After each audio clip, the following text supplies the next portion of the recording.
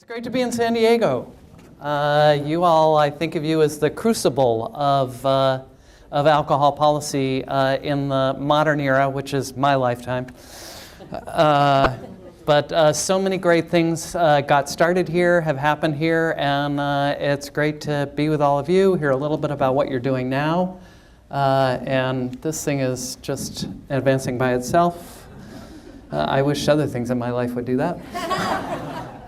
All right, so anyway, it's great to be here. It's great to see one of my former students in the audience, Jenna Mazzi.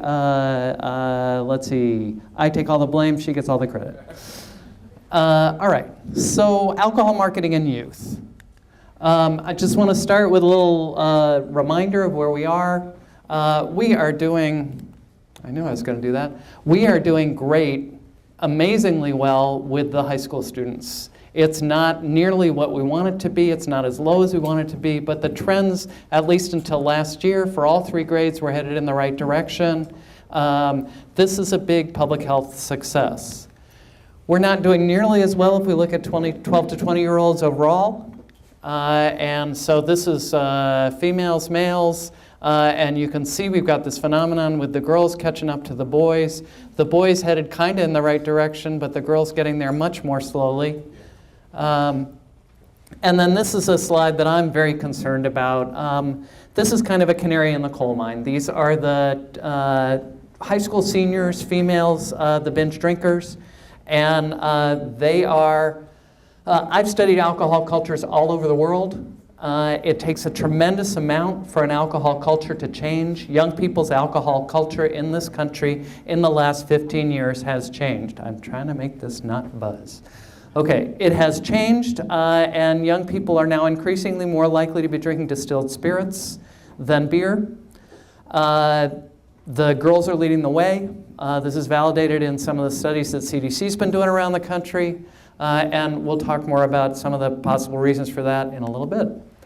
So you know all this. Number one drug problem among young people. Close to 10 million young people report drinking in the last month, 6 million binge drinkers. Every day in this country, about 4,500 kids under 16 start their drinking careers. They have their first full drink of alcohol.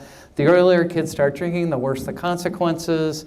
Young people who start drinking before 21 compared to those who wait before age 15, compared to those who wait until they're 21 are 5 times more likely to develop alcohol problems, 4 times more likely to become dependent, 6 times more likely to be in a physical fight, more than 6 times more likely to be in a motor vehicle crash, 5 times more likely to suffer from other unintentional injuries like drownings and falls. Every year we lose about 5,000 young people under age 21 as a result of alcohol. So our center, we came on the scene to fill a big gap. Everybody was upset about alcohol advertising, but mostly the conversation was an anecdotal one. People saw a bad ad, they got upset about it. And we came on the scene to try to be more systematic. And we're currently funded by the Centers for Disease Prevention. We made the argument successfully that monitoring young people's exposure to alcohol advertising was basic public health surveillance, and it ought to be backed by the federal government, and that's what they're doing. Our original focus, we wanted to get the industry to adopt tighter standards for alcohol placement, and I'll get to that in a minute, and we wanted to institutionalize the monitoring of youth exposure to alcohol advertising. That's what we've done by getting Congress to fund it through the Centers for Disease Control and Prevention. What do we know about alcohol advertising in kids? Just very quickly, there are now more than 14 longitudinal studies that have looked at the impact of exposure to various kinds of alcohol marketing on young people. I know, big shocker, science crashes through the open door one more time. But it turns out that the more young people are exposed to alcohol marketing in various kinds, the more likely they are to start drinking, or if already drinking, to drink more. And the latest study that was published, done high school students in LA, they tracked them long enough to find out that it ripples through to problems. The kids who are more exposed were more likely to drink or drink more, and more likely to report greater problems with alcohol by 10th grade. And the forms of alcohol advertising, I keep doing that. Alcohol advertising in magazines, TV, on radio, billboards, exposure to in-store beer displays and sports concession advertising, alcohol use in movies, and probably the biggest one, ownership of an alcohol promotional item. Kids who own a t-shirt, a baseball cap, flip-flops, etc., with alcohol company logos on them, 50% more likely to start drinking than kids who don't. This slide is self-explanatory. But this is actually trying to tease out what is it about alcohol advertising that draws kids. And it turns out kids could care less about how old the alcohol's aged, what kind of barrels it's aged in, where the hops came from. They are looking for music, people, story, and humor. If those are in the ad, they're more likely to like the ad. If they like the ad, they're more likely to think that good things will happen if they drink. This then predicts greater likelihood to intend to drink beer as an adult, but also to intend to drink beer in the next year. But also, if they like the ad, they're more likely to think their peers are drinking and that their peers approve of drinking. And this is what predicts current drinking. So the ads basically create an artificial peer group in kids' heads, increasing what we already know to be the very powerful peer effect. So I want to show you an ad. This is music, character, and story, and it's probably 7 or 8 years old now. It's such a great example, I can't bear to stop using it. So they say you don't know what you want, that you have to get your act together, that it's time to find a direction in your life. And they say that you should find somebody. Oh yeah? Who says? What's most important is being you. Budweiser, true. We're in California. I do want you to know it's also available in Spanish. All right, so how does this work? Researchers are trying to figure this out. It looks like, and this is the group of work of Jim Sargent's group at Dartmouth Medical School in New Hampshire, that kids are exposed to marketing. If I stand over here, will it buzz less? Exposure to marketing. They then notice the marketing. These start to shape norms and expectancies around drinking. They remember and recognize the marketing. They like the marketing. Here they start to develop an identity as a drinker. They begin to participate interactively with the marketing, social media, also ownership of trinkets and trash, and so on. They start communicating their preferences to their friends. They become brand ambassadors, and that is the ideal in social media today, where the kids are marketing the alcohol to each other, and the industry doesn't even have to do anything. So as they progress through development of a drinker identity and brand allegiance, they progress towards problem drinking, towards greater marketing receptivity, and there's a whole host of studies that are looking at this progression.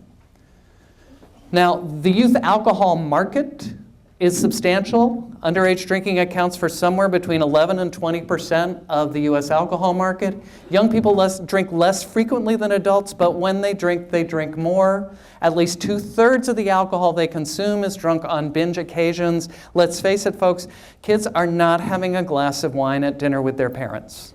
They are primarily using alcohol as a beverage of intoxication. The main way that young people are protected from alcohol advertising is through the alcohol industry's own self-regulatory codes. So let's look at that a little bit, and I'll let you be my gigantic focus group. The Distilled Spirits Council of the United States says beverage alcohol advertising and marketing materials should not contain any lewd or indecent images or language. What do you think? Let's see a show of hands. How many think this is a code violation? Okay, exercise those arms, folks. They're supposed to use actors that are a minimum of 25 years old, substantiated by proper identification.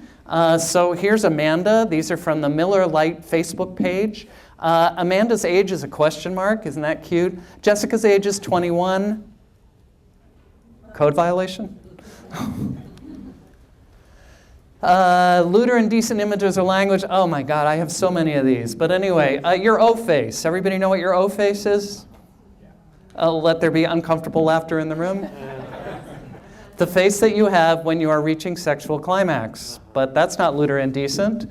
And the one in the middle, I love this one. Why is she adjusting her lipstick in his belt buckle? I know, I have a dirty mind. Sorry, what brand was that? That is Belvedere vodka. Not supposed to use Santa Claus. Oops.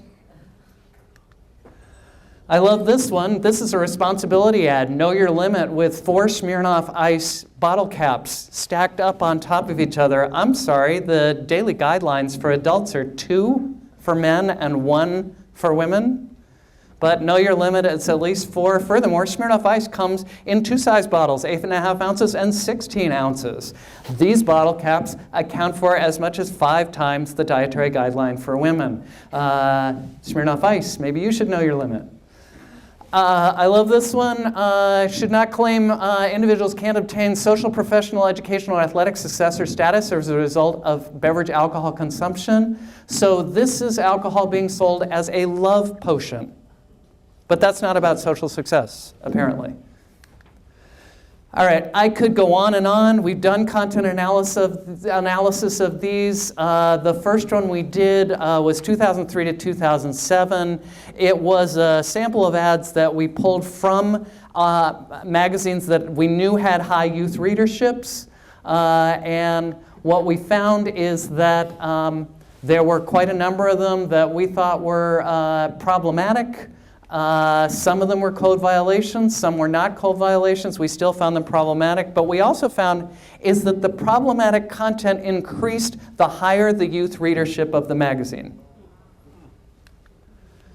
Most recently, 2008 to 2010, we looked at every single creative in national magazines, and we found very few code violations, very few violations of federal law. Does this mean that the advertising is not problematic? No. It just means the codes and the federal regulations are incredibly weak. We still found plenty of ads we thought were problematic. They just don't violate the codes. All right, so content is very challenging to regulate. Reasonable adults can disagree. You were all pretty much in agreement that those were code violations that I saw, but people can disagree. It's highly subjective. It raises First Amendment issues. So our main thing is not doing content analyses. Our main thing is actually, it was our bright idea to rent the same sources, the expensive databases that alcohol companies use to plan their marketing campaigns, and backtrack through those sources to see who actually saw the ads. And what our studies have found is over and over and over, kids are being exposed to more alcohol advertising per person than adults. So magazines, 2008, compared to adults 21 and over, kids 12 to 20 saw 10% more beer ads, 16% more ads for Alcopops, and 73% fewer wine ads than adults, with the overwhelming majority of youth exposure coming from ads placed in magazines with disproportionately youthful audiences. On radio, 1 out of 11 placements in violation of the industry's very weak 30% placement standard. I'll talk more about that in a couple of minutes. 3 brands placed close to half the non-compliant ads. About a third of the ads occurred on programming that kids were proportionally more likely to be listening to per person than adults. These ads generated more than half of young people's exposure. TV, 2009, 315,000 alcohol commercials on US television. And from 2001 to 2009, there's just been a phenomenal increase in alcohol advertising on TV, driven primarily by distilled spirits ads. In 2001, when we first started looking at it, there were about 1,900 distilled spirits ads on television. 2009, 62,000 distilled spirits ads on TV. We've looked at how fast different age groups are growing. Young people's exposure during that period grew by over 70%. It is the fastest growing exposure of any of the groups we've looked at. So that at this point, the average TV viewing kid in the US, 12 to 20, saw 366 alcohol ads. That's an ad a day. That's great for vitamins, not so good for kids and alcohol ads. And what parent can expect to keep up with that level of sophisticated, well-produced messages about how wonderful it is to drink. The federal government says we need to talk to our kids about drinking. I say we need to talk to our kids about alcohol advertising. All right. We've also looked at the exposure of racial and ethnic minority groups. African American young people is what we did most recently. In 2008 and 2009, they were exposed to 32% more alcohol ads in national magazines than youth in general, and 17% more ads on television. This is not every alcohol brand, and this is one of the problems with alcohol advertising research, is if you look at all the, this is really, If you go over there. if I go over there, okay.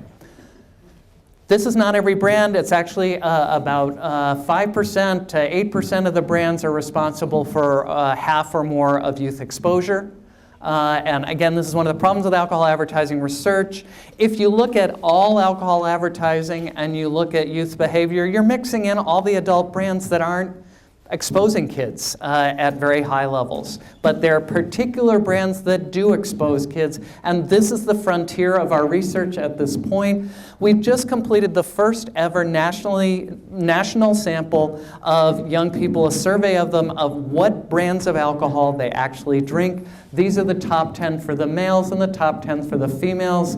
I find the female ones particularly interesting because, again, you remember that slide way back in the beginning about the shift in youth drinking culture. Lo and behold, here we have it. They are the trainer drinks for distilled spirits like Smirnoff Ice, or they're actually distilled spirits, Smirnoff vodkas, Absolut vodkas, Bacardi Silver, Jose Cuervo tequilas, unlike the boys who are still more likely to be drinking beer. What's the significance of the red? I just pulled them out because they're the non-beer brands. And this is by race and ethnicity. And here you can see in particular the African American group, very different from what other young people are drinking. And so we have studies going now that are taking the exposure data that we've got, putting it together with the brand preference data and crunching and munching. And we fully expect from eyeball analysis that those will find significant results, that there is a relationship between the brands kids are drinking and the brands to whose marketing they are exposed. So now I'm going to ask you, how many of you think alcohol companies are targeting youth? Let's just see a show of hands. Okay, I have not used the T word yet. I haven't talked about targeting because targeting implies intention. In tobacco, we knew they were targeting kids because we got the internal documents. We don't have that for alcohol.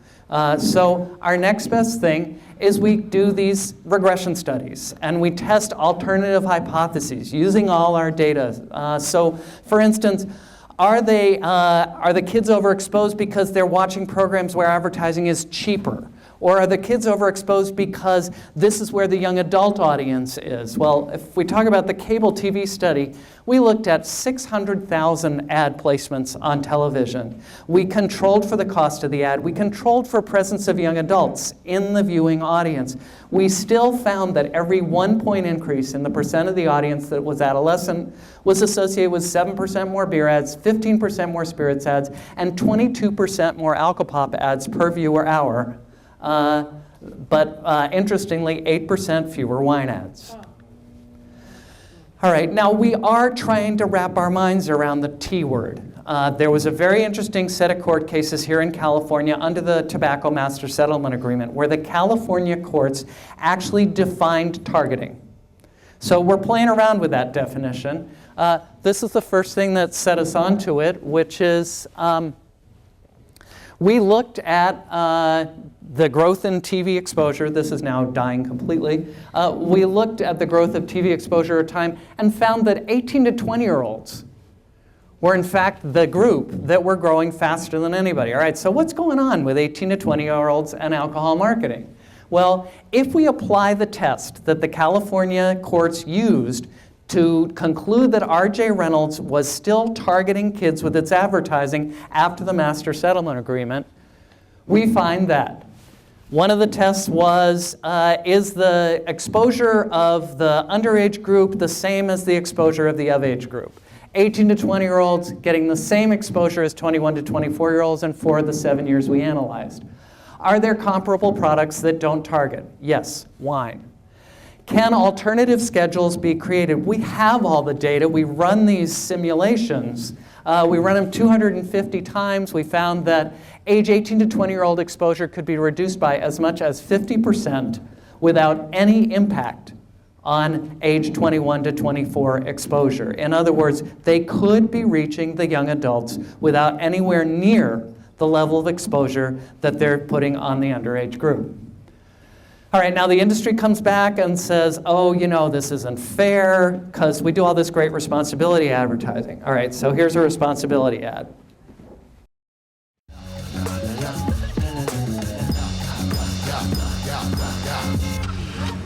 I might choose a limo.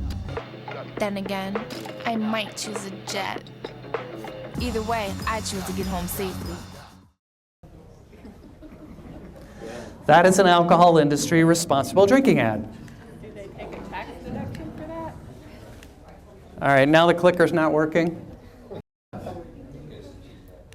Okay, so in public health, we would call that a mixed message. And in fact, it doesn't really matter because there are so few of these on TV anyway. From 2001 to 2009, kids were 22 times more likely to see a product ad for alcohol than one of the industry's ads warning kids to drink responsibly. Bottom line, whether intentional or not, current beer and spirits industry practices pervasively overexpose kids to alcohol advertising. That overexposure is responsible for a substantial proportion of the alcohol advertising kids see. And I should say, I've only talked about measured media. I haven't talked about product placement, sponsorship, spring break, campus marketing, sports marketing, point of purchase, outdoor, and so on. And we've got some big challenges as we go forward trying to monitor young people's exposure. First of all, we're dependent on consumer self-reports. That's what Nielsen is. I was an Arbitron family once upon a time for 2 weeks, and I didn't listen to the radio at all, but I love NPR, so I filled out 24 hours of NPR every day. We're dependent on self-reports. We hope they're accurate. We have not historically had the survey data on brand-specific youth alcohol consumption. We do have that now, and we're starting to work on it. But the big challenge here is digital spend, and digital activity by the alcohol industry is increasing dramatically. And for digital media, I can't get Nielsen data on the Captain Morgan Facebook page. I can get Nielsen data on Facebook. How many of you are on Facebook? So how meaningful is that? Captain Morgan, Diageo, the company that owns Captain Morgan, they have that data on the traffic, the demographics of traffic on the Captain Morgan page, but there's no third party that I can go to and buy it. We know that much of the marketing as well is viral. That's the whole idea of brand. Now this has completely died. If I yell, can you hear me? I would be so much happier. All right. We know that young people are way ahead in terms of their use of digital media. And we know that the alcohol companies are among the earliest adopters of the new technologies. They're among the first that have signed new agreements with Facebook, with Twitter, and so on. So the first thing that we can do is we can just start to track the level of activity of alcohol companies in digital media. Originally, we did this by hand. Literally, I had research assistants. Jenna will love this. I had research assistants sitting there going page by page and counting. We recently were able to license a new Facebook app called CrowdTangle, which automates this process for us. So here you can see the likes by brand on Facebook of some of the leading brands that our surveys say that kids like to drink. And really dramatic increases, particularly in the last 2 years. The cumulative shares by brand, again, in the past year, shares have absolutely exploded. And then user-generated marketing, the user photos that are posted on these, they take off a little bit sooner, but again, you can see just a really remarkable uptick in the degree to which young people are engaging in this marketing themselves, becoming brand ambassadors. Now, Facebook says they have controls where anybody under 21 can't get access to this. Consumer Reports reported that a third of the young people on Facebook are there with a fake age. New York Times did a story about how parents are teaching their kids to go on Facebook with fake ages so they can get on below age 13. But we don't have to do anything very sophisticated. We can simply track these photos back to the user Facebook pages. It's pretty obvious that there are a lot of underage kids on these sites. So we're trying to wrap our minds around what we can do with digital media. We're in a conversation, if you will, with the Treasury Department, which has the greatest amount of regulatory power, and with the Federal Trade Commission. But I wanted to share one other study with you. This is a very new study that was done in San Jose, where a researcher had mapped by block group the alcohol advertising that was visible from the street and had coded it for content, in particular looking at images of women in that advertising. She joined with another researcher, Rob Parker, who's down here at Riverside. Rob's thing is looking at outlet density and homicide, violence, and so on. He does these geospatial models, does these studies, etc. He did that for San Jose, and sure enough, as usual, the outlet density predicts the violence, homicide, etc. When they put the ad data in, it wiped out the effect of the outlet density, and the ads predicted not just violence, the ads predicted violence against women by block group. So this is part of the argument for let's reduce the amount of this advertising that is visible to the public. We look forward to replicating that study in other cities. All right, so what are we supposed to do about this?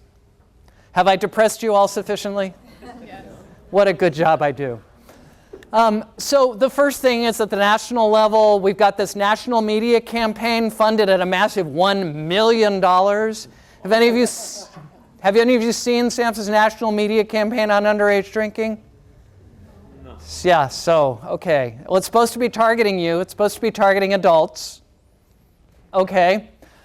We did get the federal government to start monitoring underage exposure, and then the big thing, this is the Institute of Medicine in 2003, they said the industry should tighten their self-regulatory codes, and in particular, they should move to a 15% maximum for the underage audiences that are viewing their advertising, based on the fact that young people 12 to 20 are roughly 15% of the population of the 12 plus population. So why do we care about 12 to 20? Sure, kids under age 12 are drinking, but not very many. And it really starts to take off at age 12. The federal surveys start to measure it at age 12. 12 to 20 is the population at highest risk of underage drinking. And as I said, 15% of the 12 plus population, 13% of the 2 plus population. And we're going to try this again. And okay. So the industry, up until recently, had a 30% threshold. They wouldn't put their advertising anywhere where kids were more than 30% of the viewing, reading, listening audience. This permits them to put their ads in places where kids are more than twice as likely to be seeing them than adults of the legal drinking age. They've now tightened that as a result of the 2010 census data. They moved it down to 28.4%. I know, golly. There's one company that adopted a tighter standard, Beam Global, makers of Jim Beam, also Pinnacle Vodka, OL. But they adopted a tighter standard, a 25% standard, along with a 15% annual aggregate average by medium by brand. We estimated that if the whole industry did that, youth exposure on TV would reduce by 14%, in magazines by 10%. If they went to the 15% standard, again, we can do the simulations. We found kids' exposure on TV would drop by 20%. The industry would save 8% of its advertising costs with virtually no effect on their ability to reach young adults. All right, but all the action here isn't just at the federal level. Turns out there's a tremendous amount that we can be doing at the state and local level. And that's what I want to spend the last portion of this talking with you about. We first looked at this at my center in 2004. We just recently updated it with more recent data about what the states are doing. We've looked at what states can do around content placement and other measures, and we ranked the states based on whether they had what we thought was a best practice, whether they had some element of a best practice which got them an incomplete, or whether they got a blank.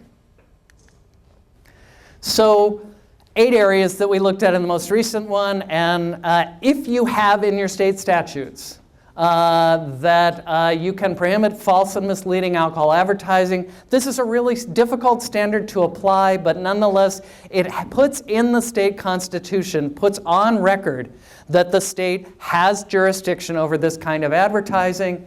And best practices 11 states, 17 other states had at least one, but not all of our best practices elements. You'll notice that California is missing. Prohibit alcohol advertising that targets minors. Again, really, really hard to prove, but puts the state on record. 9 states had a best practice. 19 states claim jurisdiction over electronic media that originates in their state. This is difficult with television, but 95% of radio advertising is bought locally. So these states could conceivably put in place a stricter state standard around the maximum youth audience than the industry's voluntary standard. As I say, 19 states have that. All right, then placement. That's what we really care about. So the first is restricting outdoor advertising in locations where children are likely to be present. You can do this by generally banning outdoor advertising, period, and 4 states do that: Alaska, Hawaii, Maine, and Vermont, because they think they're more beautiful than every other state. Let's get some competition going here. New Mexico, it has a ban on alcohol ads only on school buses. I'm sorry, I hoped we didn't need that. And other states, the big win here is Greater Boston. That's where I grew up. I was 20 years in California, but I started out in Massachusetts. And after a 6+ year campaign by a very grassrootsy, wonderful community group called Safe Ma, the public transit system for Greater Boston gave way. They were wrapping their buses in vodka ads, and the director agreed not to accept any more alcohol advertising on the whole system. I love this one, and California here does have it has a good practice, which is limiting retail advertising about alcohol. When I was in California the last 5 years, I lived up in Vallejo. Vallejo has problems. We had alcohol and drug problems. And one of the things we did in California, you cannot, let's see, I put it in here? No. In California, you cannot cover more than 1/3 of the exterior of a store with signage, and there's a local option. So Vallejo passed 15% locally, cleaned up parts of Vallejo overnight. It was really amazing. And law enforcement loves this stuff because the signs block visibility inside the store, make it harder for law enforcement to do their jobs. Can I ask a question? Yeah. We have stores, and what they're doing is just painting the windows. And one has a whole wrap of Budweiser over the painting. Yeah, and if it's covering more than 1/3 of the window area, But they're saying it's not a window because we painted it and you can't see through anyway. I would still take them to the ABC. Good luck with that. Yeah, we love the ABC in California. Well, I learned that in San Diego, if the ad is affixed on the outside of the window, they can't do that.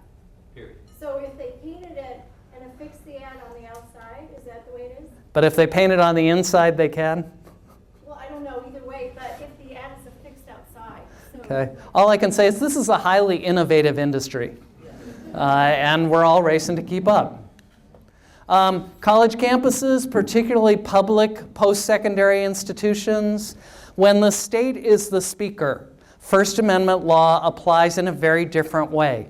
There are much stricter tests of private speakers than there are for the state as a speaker. So we've got much more leeway on public property, publicly owned institutions, et cetera, to actually do an outright ban. It turns out in the law, the state can decide what it wants to talk about. And if it doesn't want to talk about alcohol advertising, it has the right to make that decision.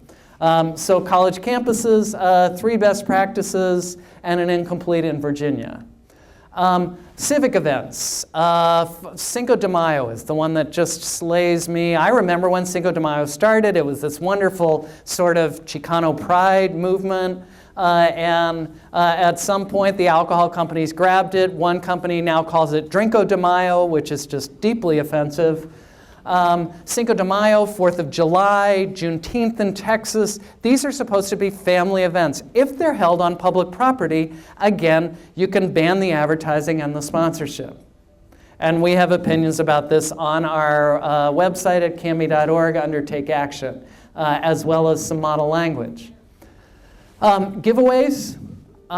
You can, some states you can prohibit any giveaways or prohibit distribution of promotional materials at commercial or civic events, at least to those who are under the legal drinking age. 17 states got incompletes. So how did California do? I like to say there's lots of potential here.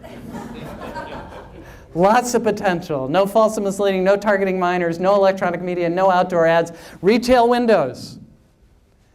No college campuses, no sponsoring civic events, and promoting giveaways. In California, you cannot give a giveaway as a reward for purchasing the producer's or distributor's products, but it doesn't prohibit the distribution of promotional materials at commercial or civic events, at least to those under the legal drinking age. So as I said, lots of potential here in California. What do we know? Yeah. Giveaway, was that giveaway alcohol? No, that's giveaway trinkets and trash as well as alcohol. What about coupons on like a Facebook page? Good question, not banned in California, to my knowledge, but it's another question for your ABC folks or for Jim Mosher, who I'll talk about probably in the Q&A. What do we know about what would happen if we could reduce youth exposure? What we've got is we don't have natural experiments. Most of youth exposure is headed in the wrong direction. It's increasing rather than decreasing. We do have these modeling studies. One of them estimated that if we could decrease alcohol advertising by 28%, it would lead to somewhere between a 4 and 16% in monthly youth drinking and between an 8 and 33% drop in youth binge drinking. All right, now this is a greatly underutilized strategy, which is a more speech strategy. It's not a less speech strategy, and I just promote it because it was so powerful in tobacco. And again, California here was a huge leader.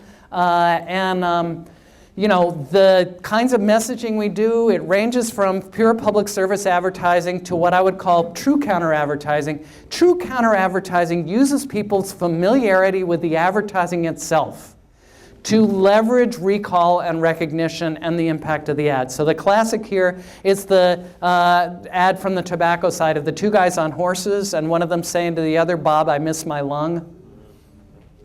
Okay? The Institute of Medicine in 2003, they actually called for many experiments in youth-oriented media campaigns. None of these were ever funded. So I have one example I want to play you of a counter ad. This is produced by an incredible group of young people in Dover, New Hampshire. They do the best of this stuff that I've found anywhere in the country. So here's one of their ads.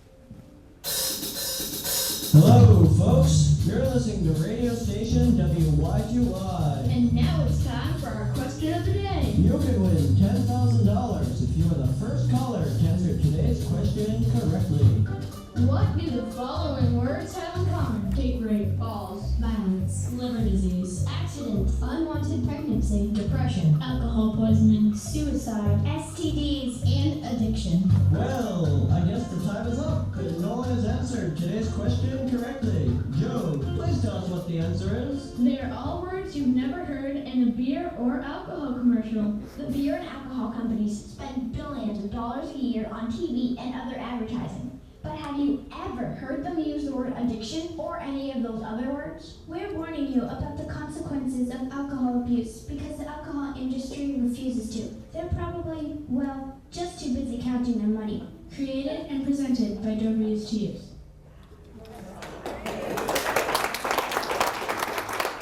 It's awesome. They do a lot of radio because radio is cheap. So if they can do it, so can others. I just want to tell you a little bit about what's happening around the world. I'm going to Finland in 2 weeks. They're considering a national ban on all alcohol advertising in public. France has some of the strictest restrictions of any well-resourced country. In France, you cannot advertise at all on broadcast, in cinemas, at sporting events. And if you advertise in print or on a billboard, you can only talk about the qualities of the product. You cannot do any lifestyle advertising at all. That got challenged. It went all the way up to the European Court of Justice. The European Court of Justice upheld it, saying there was a strong public health interest in doing this. Thailand, a whole new Alcohol Beverage Control Act. They bumped their minimum age for sale up to 20, banned consumption or sale on government premises, schools, hospitals, gas stations, and parks, and banned alcohol advertising that in any way included pictures of the product or encouraged drinking, which means alcohol companies in Thailand basically can only put up their corporate logos. They can't put anything else up. As I said, Finland, Ireland, South Africa, Russia just passed a wholesale ban. I don't know how well enforced it's going to be. This is a lively topic around the world, a lot because so much is happening, of which I've only shown you a very small piece. Now, I want to take just a very brief detour because another thing we can do is influence the price, and this will be particularly impactful on young people. This is CDC's Community Guide to Preventive Services. Recommends increasing the unit price by raising taxes based on strong evidence of effectiveness for reducing excessive alcohol consumption and related harm. The bigger the increase, the bigger the public health benefit. We were funded by CDC to head a consortium of universities trying to fill in some of the gaps in the tax research. So I want to share you just some of the findings from that. And the first thing is the effects of tax increases. This is Illinois. This was a fairly substantial tax increase that Illinois did in 2009 to fund infrastructure in the state. It wasn't a public health tax, but a team from the University of Florida looked at the impact on STD rates. And other studies have done this. Young people in gonorrhea in South Carolina was an early one. That's one of my favorites. But isn't this phenomenal? A 26% decrease in the gonorrhea rate among 15 to 19-year-old African-American young people. 50% drop in 25 to 29-year-olds. This is phenomenal. By increasing the alcohol tax. By increasing the alcohol tax. How much? It's on another slide. It was substantial. It was at least a doubling. It was Now you might be 15 or 20% on your tax. good sized. That's all I can say there. I don't have that slide in here. But we do, another issue that always comes up is alcohol taxes increases are going to cost jobs. The industry comes forward with these studies that only look at the jobs impact in the alcoholic beverage industry. And yes, an alcoholic beverage tax will cost the alcoholic beverage industry jobs because people will drink less. The industry knows that. But the money doesn't just disappear out of the economy. It gets shifted to other sectors. It gets shifted by the legislature, even to either to general revenue or into healthcare and things like that. And so we modeled 5 states. This was Frank Chalupka and his team at the University of Illinois at Chicago, modeling 5 states and looking at 5 cents increase per drink, 10 cent increase per drink, 25 cent increase per drink, and 5% sales tax. And the gross impact, that's the impact just on the alcohol industry, always negative. The net impact, when you take in other sectors, relatively small in places like Arizona, but it starts to get substantial in a place like Wisconsin, which is well known for its beer industry. The net effect in California of nickel a drink is close to 20,000 jobs if the legislature just puts the money into the general fund. 5% increase, nickel a drink increase, 20,000 new jobs. The industry also says tax increases will punish the moderate drinkers, that they're not targeted. And so another analysis, Tim Namey at Boston University, looking at who pays the tax. and nationally, and he's done it for the 50 states as well. And all that 50 state stuff will be up on our website in about 2 or 3 months. 22% of the cost paid by the non-excessive drinkers, 78% of the cost paid by the excessive drinkers. The industry says these are regressive. Well, the dirty little secret about alcohol is the richer you are, the more you drink. And you're not just drinking a glass of wine at dinner. The more likely you are to binge drink. If you're poor and you drink, you'll be likely to drink heavily and have severe consequences. But far fewer poor people drink than people who have higher incomes. So again, the amount more that people will pay by income, the largest percent increase is in the people making more than $75,000 a year. All right, so at the end of the day, what our studies find, going back to the advertising, is that the alcohol ads are everywhere the kids are. They're in the magazines they read, the music they listen to, the movies they watch, and of course, they are all over digital media. It is our conviction that the alcohol companies can do a better job of protecting our kids from this kind of advertising, that we can do a better job, and that our children deserve better. Thank you very much.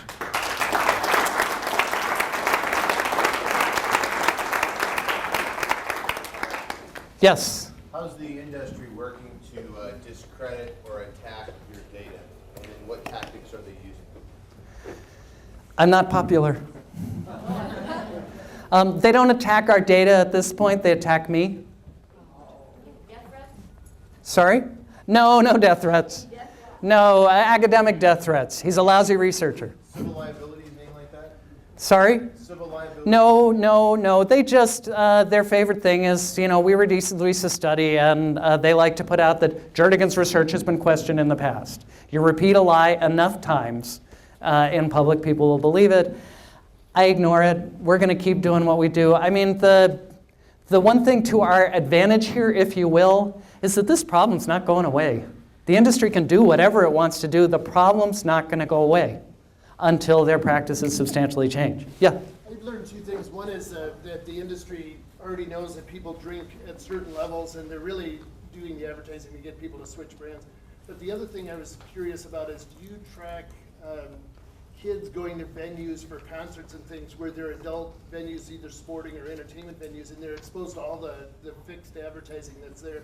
Because the number of kids that are going to these things throughout the year is pretty significant. Yeah, so Rand did some of that work where they, and that's the stuff that I put up there about beer concessions at sporting events, that kind of thing. And sure enough, when kids report higher levels of exposure to that, they are more likely to drink or to drink more, like the rest of the literature. And do they cover, if they go not to a sporting event, but a concert at that venue? Yeah, nobody's done the concerts yet. I expect we'd find similar findings, but nobody's done the concerts explicitly. Yeah? The evidence is overwhelming, but the implementation is probably more likely to be effective really locally, like city. So what's the best strategy for us, because we're all dealing with city, Suffolk County, what's our best strategy for just within a city? Yeah, so first, I led the applause on the city of Vista. Beating back the digital billboards was great. So break your arms, patting yourselves on the back over that. The advertising in public lands, and somebody here is working on that. Park benches, parks, etc., is a big opening, and the retail windows. These are all places where other jurisdictions are doing more than most jurisdictions are doing. That says to me it's possible under the law, and there's room.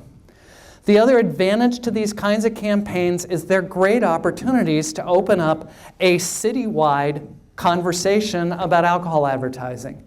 The problem with this kind of advertising for parents, policymakers, teachers, and so on, in case you didn't get this from my studies, this advertising is placed to fly under the adult radar. You're not going to see most of it. How many of you watch American Horror? How many of you watch 1,000 Ways to Die? Okay. Yeah, a very small minority. These are programs, that are just chock-a-block with alcohol advertising. How many of you, and we'll get more of these here, but how many of you is your primary news source The Daily Show? Okay, 5 to 6 alcohol ads on The Daily Show every time. We collect the alcohol ads, and it's one of the ones that we tape just because we can harvest so many of them so easily.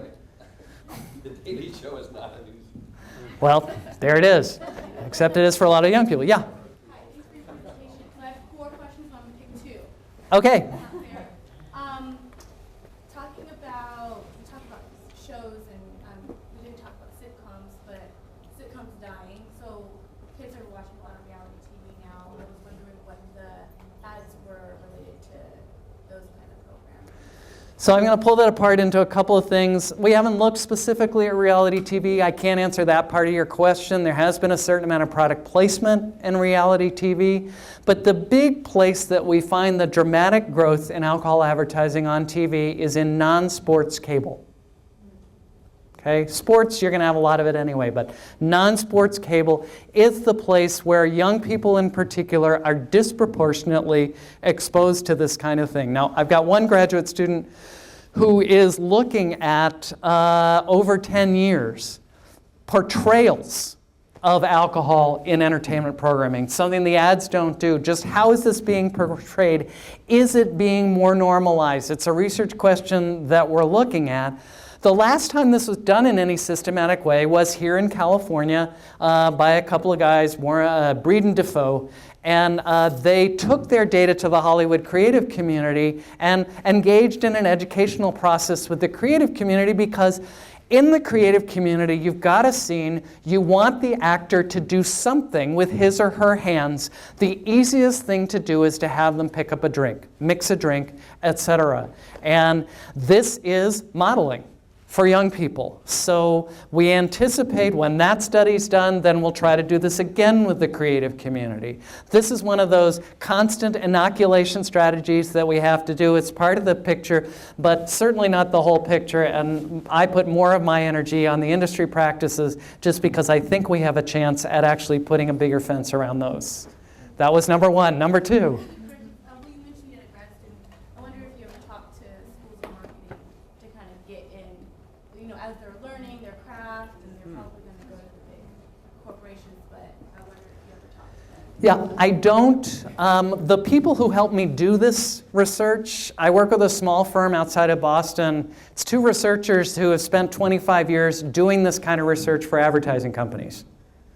So just to make sure I'm doing it the same way they do it, that I understand it in that way. We've got some wonderful public health folks who bridge that marketing thing. Folks at American University, they do much more on tobacco than they do on alcohol. All right, you're limiting yourself. Yes, sir? It seems like the most time is on your particular end is your data collection. How has your data collection evolved over the beginning when you started to now? So we're not doing any more magazine studies. We just did one, it's in the pipeline, but it'll be the last one, and it's just, despite the fact that there's hundreds of millions of spending still in magazines, almost nobody's reading magazines anymore. Or it has gone down dramatically. So we drop magazines, save a little money on the databases there, trying to target our work on television much more. This stuff's really expensive. I mean, I shell out $200,000 a year just to Nielsen. So as much as we can, trying to target the non-sports cable thing, trying to do that. The other thing, the cutting edge stuff for us, now that we have the brand data, is starting to do brand profiles, company profiles, to identify and isolate the actors that are doing the stuff that pushes closest to the line, to try to get that out there in the public sphere, do some shaming and things like that. So brand profiles, company profiles, and then trying to do shorter, I mean, this is our goal in the next year, to start doing shorter quarterly reports, again, looking specifically at cable non-sports. Yeah? You mentioned the Distilled Spirits Council of the United States and a lot of code violations. Is there a penalty for those code violations from that industry, for the alcohol advertisers? No. They have a code review board. The code review board will write to the manufacturer and say, we decided this was in violation. and the manufacturer then has the choice whether they pull the ad or not. Sometimes by the time that happens, the ad campaign's run its course anyway, but there are no sanctions, and it only applies to companies that are members of Discus, and not every spirits company is. I have an ad that I'm just dying to show you, and maybe you can help me with this. It's the K-Wine ad, and it's on here. So just hunt it up and we'll put it up. But I'm sure they're not a Discus member or a Wine Institute member. And the Beer Institute has one of these code review boards too. The Beer Institute has never found a beer ad in violation of their advertising code. So how's that self-regulation? There's no penalty, there's no accountability. Well, you want to come talk to the Federal Trade Commission with me? Because they think it's terrific. Yeah? Can we have full access to this presentation? Yeah, I am slide promiscuous. Okay? Take my slides, steal my slides, use my slides. Absolutely. So I just added it. Oh, come on. There, if you see K-Wine.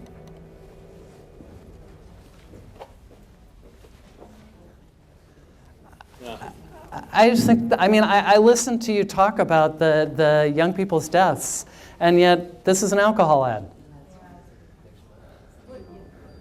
Is she someone that's known or just a mom? I guess this may answer my question, but what's your take on the rise in young women, and particularly in my observation with teenagers? Yeah, so this is a growing focus for us. CDC, as you may know, came out with a vital signs publication about alcohol in women in the beginning of this year. 23,000 deaths among women in the U.S. Somewhere between 15 and 18% of all breast cancer deaths caused by alcohol, female breast cancer, and so on. Enormously increased efforts by the companies to get young women to drink, and then we see reflections in some of our data of the effects of that. So we are looking to put greater focus on that. There's a new book coming out, Ann Dowsett Johnston is a Canadian journalist at the Toronto Star who did an 11-part series on women and drinking, and her book's due out September 24th. I think it's called Drink. And then the subtitle is something about alcohol's romance with women. But she talked to me a lot. I'm excited about the book coming out. We're going to try to get the word out there however we can. Women are at such a disadvantage in terms of alcohol and drinking because of the way alcohol is metabolized in the body. The same amount of drinking by a man will affect him less than a similarly sized woman. Just in that respect, this is not a place where we want the women catching up to the men. I have a whole presentation on that. It's outrageous the way that alcohol is being marketed to women as a diet drink, as all natural, organic, and so on. So my presentation there is called Virginia Slims in a Bottle. We have a breast cancer. Sorry, Ann Dowsett Johnson. D-O-W-S-E-T-T. Completely free press. Yeah. Questions 3 and 4. Joyce wanted me to ask this question. Make her ask it. I have a couple of friends who are execs in the banner ad industry, the stuff that pops up when you're on a website. Yep. I wondered if that was something that you're thinking about looking into. We're trying to. But again, the digital stuff, I can't use the same monitoring that I use. So we've got another new survey. It's going to go out in the field on September 17th.